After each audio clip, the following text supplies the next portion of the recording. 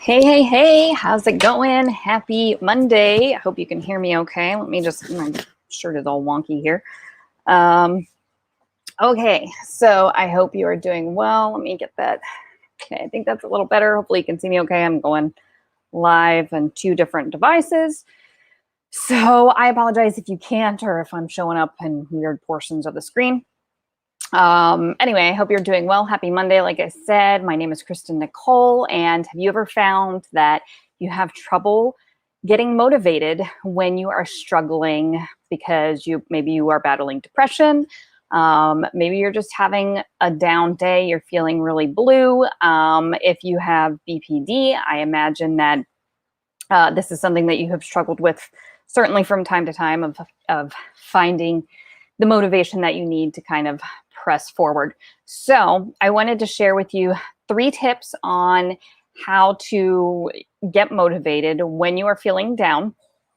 I came across an article from a psychotherapist, and this is related, she related it specifically to if you are battling depression. However, I think this is very applicable if you have BPD or if you are just having an off day and you're just feeling really down. Of course, depression is it's not the same thing, but for lack of a better explanation, it's an extreme version of kind of the worst, most unmotivated you've ever felt in your life. So I wanted to come on here and share it with you for Motivational Monday. So one thing to note that she says, and this is by Megan Brunel, I think is her name.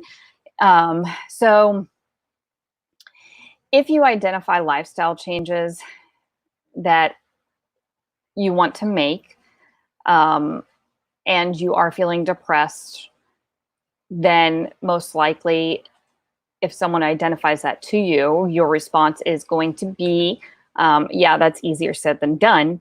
And of course it is.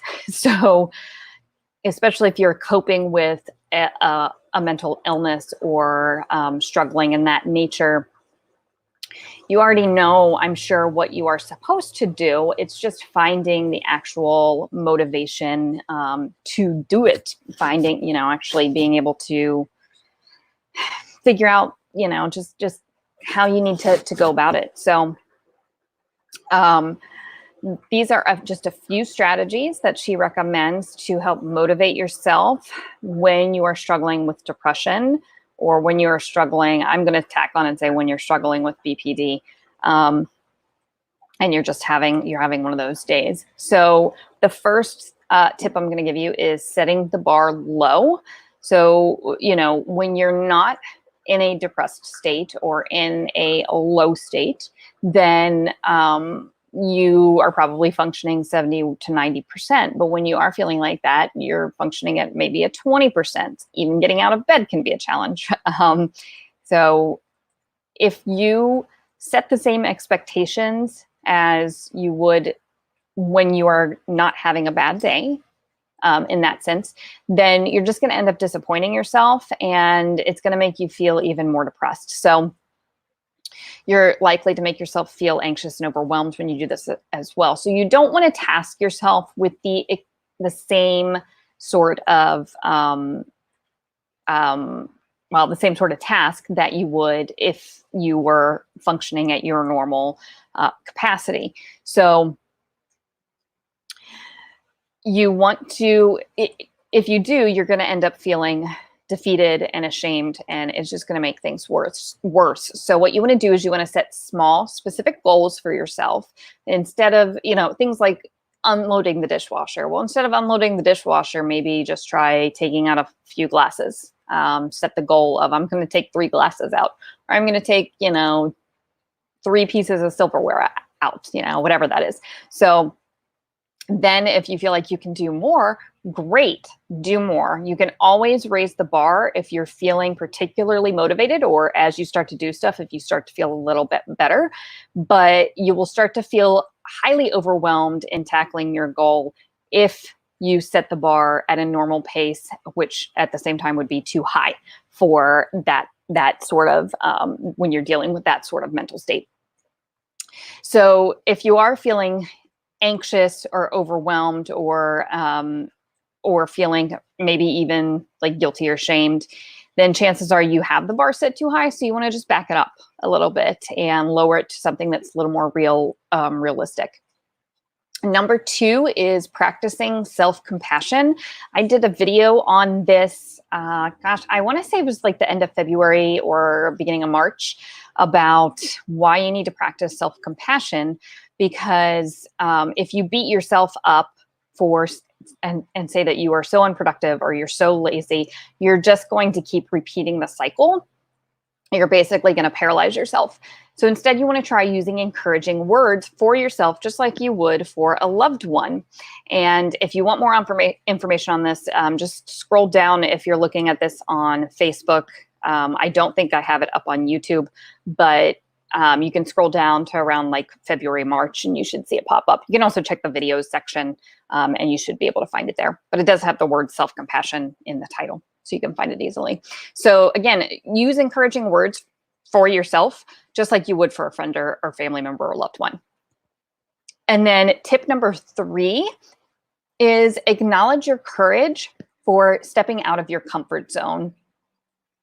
As painful as it is, things like depression can become comfortable, as in it's the devil that you know, and it's what you expect for the most part, even though it's not it's not a good state to be in. But you know the pain that it is. You know that you can predict what tomorrow will be, and then it's just going to be the same. So the idea of stepping out of your comfort zone can be very anxiety provoking, but the author notes that Stephen Hayes, who's a psychologist whose work she really admires, has a quote that says, if you keep doing what you've always done, you're going to get what you've always gotten. So just think about that whenever you are worried or you start feeling anxious about trying something new or trying to kind of combat what you're dealing with. You're not gonna make any progress if you just keep doing the same. So if you find you're able to do something that's even very slightly different, then congratulate yourself. Give yourself a physical pat on the back, or give yourself a high five, or jump, or dance, do a little like happy dance sort of thing, or I should say an accomplishment dance. Because doing something physical is also going to help as well, and with kind of lifting you up. So anxiety may be telling you that you're stepping out of your familiar routine of depression. So you want to acknowledge and encourage yourself and try to bring these experiences forward in your journey. So that is it for tonight. I know it's getting to be a little bit late and I got to work on getting some kiddos into bed. I hope that was valuable for you. If you have gotten some value, give me a like, or drop a comment below, tag a friend, family member, or smash that share button, get it out to your friends and family. I think even if you don't struggle with depression, especially with everything that's going on right now, it just may be something that is helpful to keep in mind. It's okay to reset your goals.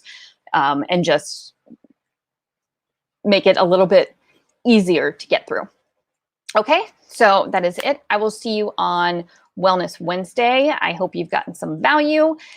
Like I said, give me a share if you have, or drop me a comment if there is something that you are struggling with, or if there's something that you would like to know a little bit more about, or if there's something that you want to try and figure out how to get motivated to do.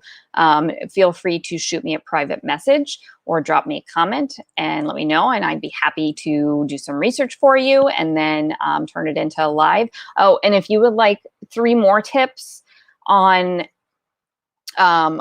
ways to be able to overcome and get motivated when you're in that depressive state, please, again, shoot me a private message. I will be happy to get those tips to you. And yeah, that's it for tonight. Thank you so much for checking this out. I appreciate you. I hope you have a great evening. And again, I will see you on Wednesday. Have a great, great night. Bye-bye.